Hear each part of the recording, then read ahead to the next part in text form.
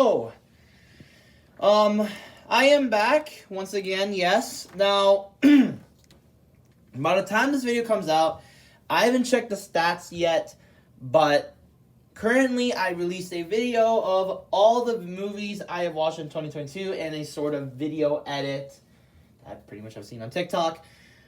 But, unfortunately, it got copyrighted, so... And not like copyright claimed, no.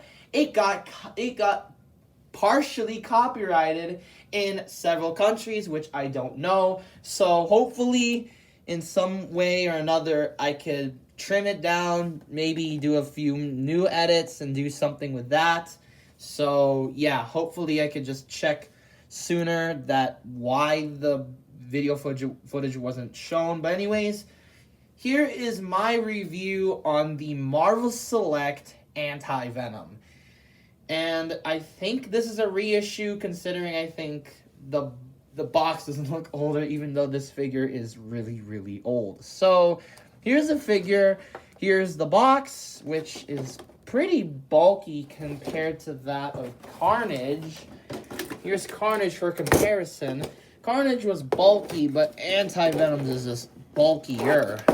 You get a symbol of Anti-Venom's logo and what looks like just a image of Anti-Venom, but here's just a better image from the comics right there. Currently, I can't really get a good shot because my iPad is on charge. Alongside, here's the top, here's the bottom, and of course there's that obvious product placement they always have.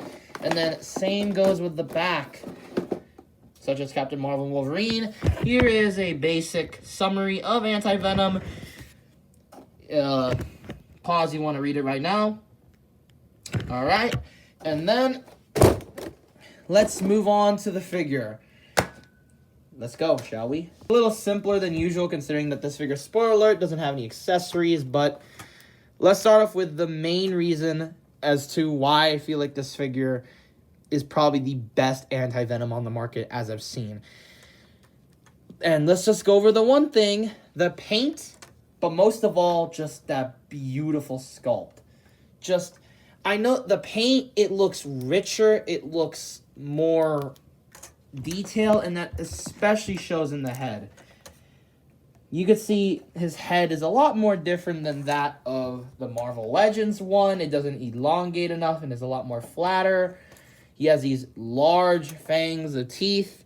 And yes, this guy did hurt me, but also the figure kind of broke when one of his spiky things on his chin actually got broken.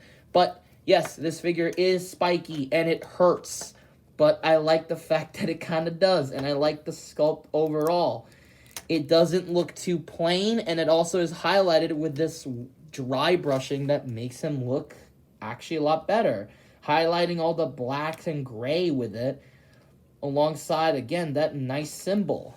And again, let's just go over the fact that this figure has no stinking plain looking detail. He has these spikes around him, which in my opinion makes the figure even better. Similar to that of Carnage, where instead of his paint being, you know, not only just painted, the black as well is also sculpted. And similarly with Anti-Venom. Although it's still painted, and you could clearly see that with stuff like the legs, there's this subtle dry brush to it that kind of adds so much to this look. And there's just this amazing sculpt, which also adds to the fact that there's even, again, these awesome spikes, which make the figure much more badass. And then we have these claws, which, although they're more like something like Carnage related, I think these are better than that of the original Anti-Venom. And I'll show an Anti-Venom comparison right now. Yeah, in my opinion, that is probably my least favorite, and I mean my least favorite looking Anti-Venom. I know that figure has really good articulation. Spoiler alert.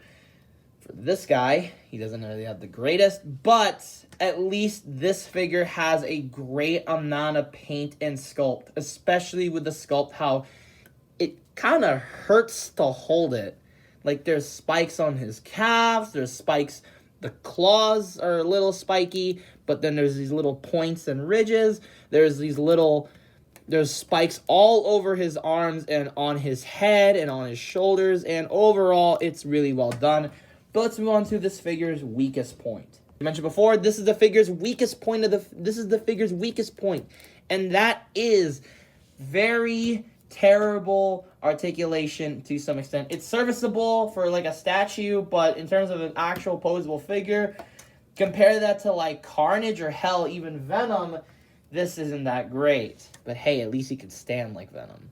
First of all, his head, he can't really look up. He can look down, but more like that if he looks to the side. And that's why there's not that much head movement, because his jaw kind of gets in the way. Arms can go 360. They can go in and out, so like that. There is no bicep swivel, unlike that of Venom and Carnage. And he does have a he only just has a single jointed elbow and wrist swivel, which kind of makes it sucky when getting him into kind of cooler positions. But yeah, look at that. But in some ways, you can get cool positions, even if the fact that it looks really awkward. Unlike Venom, where he had a slight, like, bit of an ab crunch, and of course there's Carnage, who just has this. This guy only has a waist swivel. This feels so old already. Thighs, oh, don't get me started on these. These are on, instead of the ones, again, that are on Carnage, which are like this, they are on a ball joint. And these balls, are essentially the joints. And honestly, it's kind of difficult to kind of get him to kick. There's not even that much spread or kick. I know there's a lot more in this leg, but I don't want to try it. But you can't go back that far, I guess. And you don't kick up that far. And then you get a thigh swivel, a single jointed knee, and a hinge jointed foot. So yeah, posability is arguably the weakest, but you could still get some, and I mean some decent posing.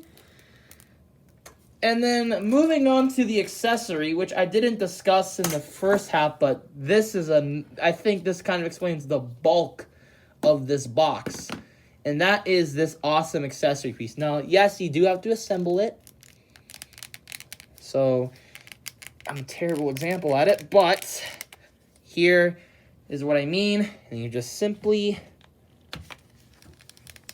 slide it on, pop it on, and it's really nicely well done. Again, look at that dry brushing on this whatever this is. You even can see some barrels, some wood planks, some steel whatever this is.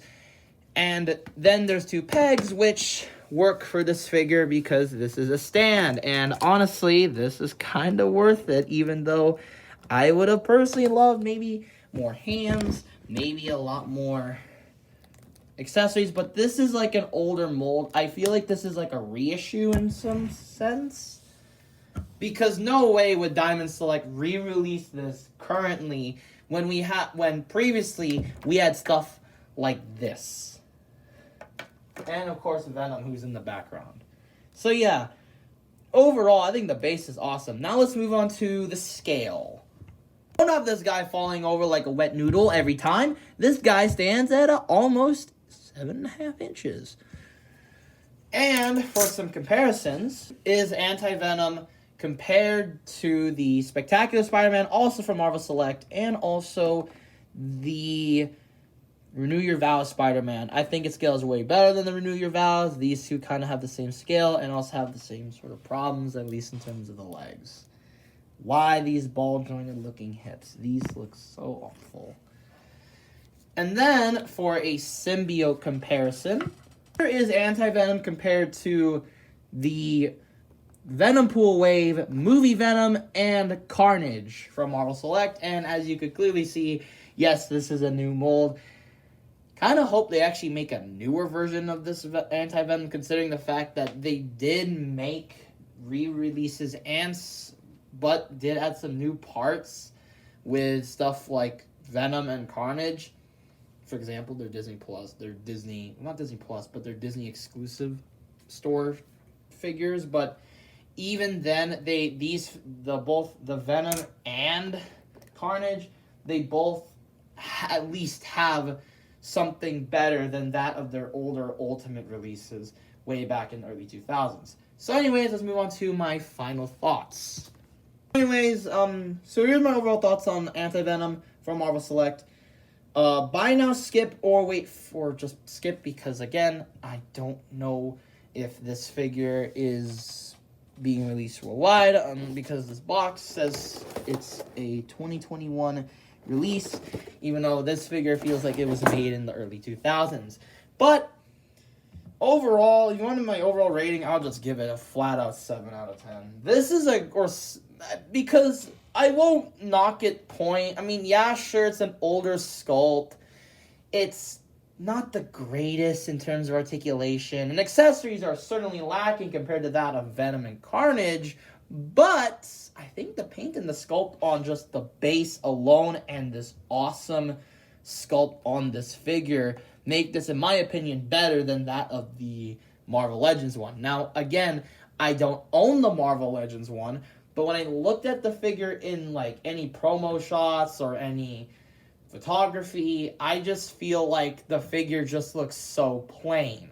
You have this really blank white color, and it just looks really ugly. It looks like a sore thumb. Whereas, yes, there is this white here, but there's this subtle bit of dry brushing and maybe even black wash to it, and even more, it's highlighted through this awesome sculpt, even though if some paint does look a tad bit cheap. So overall, if you're a big fan of Anti-Venom, I suggest you get this. If you love Symbiotes, I suggest you get this. But I'd say you could skip. I hope Hasbro actually makes a newer version of this guy, a newer version of Anti-Venom, because they did that with Venom, they did that with Carnage, so why can't they do that with Anti-Venom?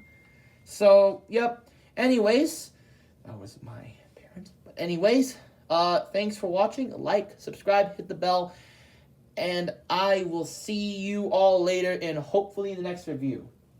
Until then, I'll see you guys next time. Bye-bye.